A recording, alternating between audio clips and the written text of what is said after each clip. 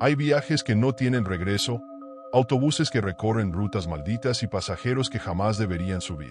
Hoy te contaré 3 historias aterradoras que te harán pensar 2 veces antes de viajar de noche. Suscríbete y quédate hasta el final, si te atreves. La historia sigue a Mariana, una joven estudiante universitaria que trabaja como conductora de autobuses nocturnos para pagar sus estudios. Una noche, le asignan una ruta que nunca antes había tomado. El autobús 13, conocido entre los conductores como el autobús fantasma. Mariana revisó su reloj. Eran las 11:45 de la noche, el último turno del día. No le hacía mucha gracia lo de conducir el autobús 13. Pero bueno, necesitaba la lana extra, ¿sabes? La ruta esa la llevaría por un tramo bien solitario de la ciudad, pasando por un bosque y un cementerio abandonado que daba mala espina. Sus compañeros ya le habían advertido.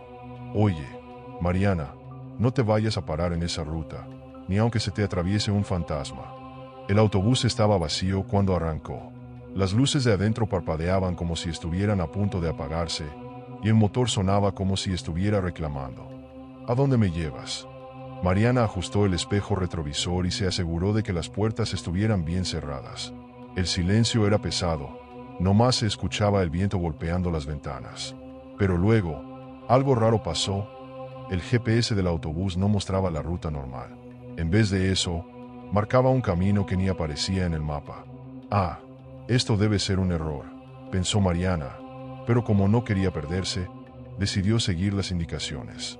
Total, ¿qué podía salir mal? Pronto, el autobús entró en una carretera bien estrecha y mal iluminada. Los árboles altos formaban como un túnel oscuro, y las ramas se mecían con el viento, como si estuvieran susurrando algo. De repente, las luces del autobús empezaron a parpadear. Mariana sintió un escalofrío que le recorrió toda la espalda. No pasa nada, solo es un corto, se dijo, tratando de calmarse. Pero entonces, vio algo en el camino, una figura alta y flaca, toda vestida de negro, haciendo señas para que se detuviera. Mariana recordó las advertencias de sus compañeros y, sin pensarlo 2 veces, pisó el acelerador. El autobús pasó de largo, pero cuando miró por el espejo retrovisor, la figura estaba adentro, sentada en la última fila, como si siempre hubiera estado ahí. Mariana sintió que el corazón se le salía del pecho. Esto no puede estar pasando, murmuró. Las luces del autobús parpadearon de nuevo, y cuando se estabilizaron, la figura había desaparecido. Pero en su lugar, había un niño pequeño, sentado en el mismo asiento. El niño llevaba un traje viejo y sucio, y su cara estaba pálida, como si no tuviera sangre. Mariana no podía apartar la vista del niño. ¿Estás bien, mijo?, le preguntó, tratando de mantener la calma. Pero el niño no le contestó. Nomás señaló hacia adelante, donde la carretera se dividía en 2 caminos. Uno estaba bloqueado por árboles caídos, y el otro llevaba a un pueblo iluminado por unas luces bien tenues. Sin pensarlo mucho, Mariana tomó el camino hacia el pueblo. Pero entre más se acercaba, más raro se sentía todo. Las casas estaban vacías, con las ventanas rotas y las puertas abiertas. Las calles estaban desiertas, nomás se veían unas figuras sombrías que se movían en la distancia, como si flotaran. El autobús se detuvo frente a una pequeña plaza. Mariana bajó corriendo, buscando a alguien que la ayudara, pero el pueblo estaba completamente solo. De repente, escuchó un ruido detrás de ella. El motor del autobús se había encendido solo. Las puertas se cerraron de golpe, y las luces de adentro parpadearon antes de apagarse por completo. Mariana corrió hacia el autobús, pero las puertas no se abrían. A través de las ventanas, vio al niño sentado en el asiento del conductor, sonriendo de una manera que le heló la sangre. Las figuras sombrías del pueblo empezaron a acercarse, moviéndose de una forma que no era normal, como si no tuvieran pies. En un acto de desesperación, Mariana agarró una piedra y rompió una ventana del autobús. Logró subir, pero el niño ya no estaba. En vez de eso, el volante giraba solo, llevando el autobús de regreso a la carretera. Mariana luchó por recuperar el control, pero el vehículo parecía tener vida propia. Finalmente, el autobús salió del pueblo y regresó a la carretera principal. Las luces de la ciudad aparecieron a lo lejos, y Mariana sintió un alivio momentáneo. Pero cuando miró por el espejo retrovisor, Ahí estaba el niño, sentado en la última fila, sonriendo de una manera que no se le va a olvidar nunca. La historia sigue a Jorge, un conductor de camiones de carga que lleva más de 15 años recorriendo las carreteras de México. Una noche, le asignan una ruta de emergencia: llevar un cargamento de medicinas a un pueblo remoto en el estado de Durango. La ruta, conocida como la carretera 666, tiene una mala reputación entre los conductores por sucesos inexplicables. Eran cerca de las 11 de la noche cuando Jorge salió de la central de carga. El despachador le había dicho: «Oye, Jorge, tienes que llevar estas medicinas a San Miguel, un pueblito allá por Durango. Es urgente». Jorge no estaba muy convencido, pero como siempre, necesitaba el trabajo. Además, la paga extra era buena. El camión estaba cargado hasta el tope, y el motor gruñía como si supiera que algo no iba a salir bien. La carretera 666 era famosa entre los conductores, demasiado famosa. Decían que por ahí se aparecían cosas, que la gente desaparecía, y que los camiones se perdían para siempre. Pero Jorge, siendo un hombre práctico, no creía en esas tonterías. Son puras historias para asustar a los novatos, pensó. El camino empezó bien, pero después de unas horas, algo cambió. El GPS del camión empezó a fallar, mostrando rutas que no coincidían con el mapa. «Ah, este aparato ya está jodido», murmuró Jorge, tratando de no preocuparse. Pero luego, las luces del camión empezaron a parpadear, y el motor se escuchaba más débil de lo normal. De repente, vio algo en el camino, una figura alta, vestida de blanco, haciendo señas para que se detuviera. Jorge redujo la velocidad, pero algo en su instinto le dijo que no se detuviera. «Mejor no me arriesgo», pensó, y siguió adelante. Pero cuando miró por el espejo retrovisor, la figura ya no estaba. En su lugar, había un niño pequeño, parado en medio de la carretera, mirándolo fijamente. Jorge sintió un escalofrío que le recorrió toda la espalda. «¿Qué hace un niño aquí a estas horas?», se preguntó. Pero antes de que pudiera reaccionar, el niño desapareció. Las luces del camión parpadearon de nuevo, y cuando se estabilizaron, Jorge vio algo que lo dejó helado. El camino se había dividido en dos, y una de las rutas estaba bloqueada por un camión volcado. «No puede ser», murmuró Jorge. Decidió tomar la otra ruta, pero entre más avanzaba, más raro se sentía todo. Los árboles a los lados del camino parecían moverse, como si estuvieran vivos, y el viento silbaba de una manera que sonaba casi como risas.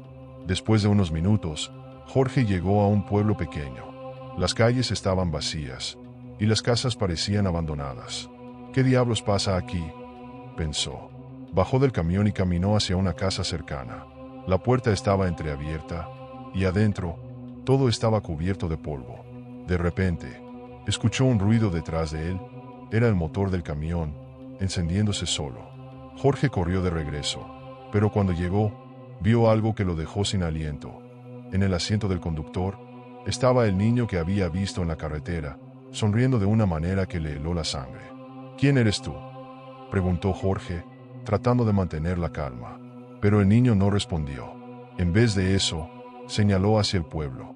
Jorge miró hacia donde el niño señalaba, y vio algo que lo dejó paralizado. Las figuras de varias personas, todas vestidas de blanco, caminando lentamente hacia el camión. Sus rostros estaban pálidos y sin expresión, y sus ojos brillaban en la oscuridad. Sin pensarlo dos veces, Jorge saltó al camión y pisó el acelerador. El motor rugió, y las ruedas chirriaron contra el asfalto. Miró por el espejo retrovisor, y vio al niño todavía sentado en el asiento del conductor, sonriendo de manera siniestra. Las figuras de blanco se desvanecieron en la distancia, pero Jorge sabía que no había escapado del todo. Cuando finalmente llegó a San Miguel, contó lo sucedido a los habitantes del pueblo, pero nadie le creyó.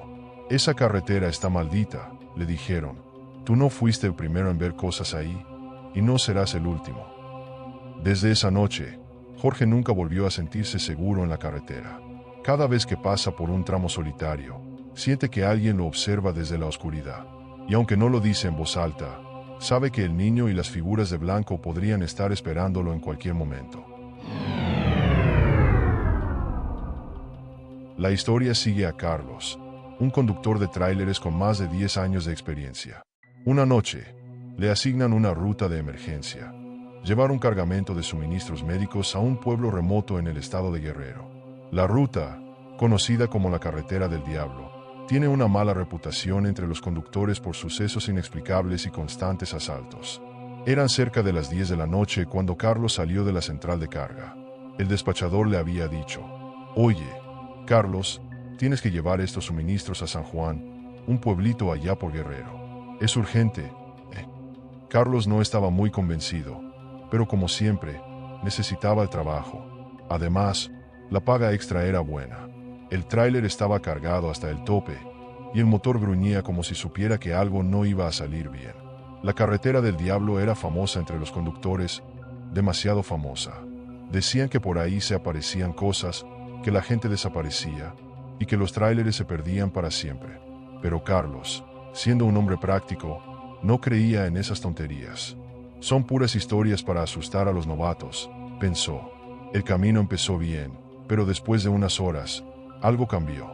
El GPS del tráiler empezó a fallar, mostrando rutas que no coincidían con el mapa.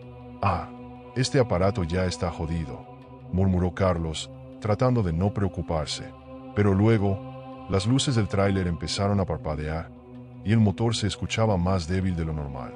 De repente, vio algo en el camino, una figura alta, vestida de negro, haciendo señas para que se detuviera. Carlos redujo la velocidad, pero algo en su instinto le dijo que no se detuviera. «Mejor no me arriesgo», pensó, y siguió adelante. Pero cuando miró por el espejo retrovisor, la figura ya no estaba. En su lugar, había un niño pequeño, parado en medio de la carretera, mirándolo fijamente. Carlos sintió un escalofrío que le recorrió toda la espalda. «¿Qué hace un niño aquí a estas horas?», se preguntó. Pero antes de que pudiera reaccionar, el niño desapareció. Las luces del tráiler parpadearon de nuevo, y cuando se estabilizaron, Carlos vio algo que lo dejó helado. El camino se había dividido en dos, y una de las rutas estaba bloqueada por un tráiler volcado. «No puede ser», murmuró Carlos. Decidió tomar la otra ruta, pero entre más avanzaba, más raro se sentía todo. Los árboles a los lados del camino parecían moverse, como si estuvieran vivos, y el viento silbaba de una manera que sonaba casi como risas. Después de unos minutos, Carlos llegó a un pueblo pequeño. Las calles estaban vacías, y las casas parecían abandonadas. «¿Qué diablos pasa aquí?», pensó. Bajó del tráiler y caminó hacia una casa cercana.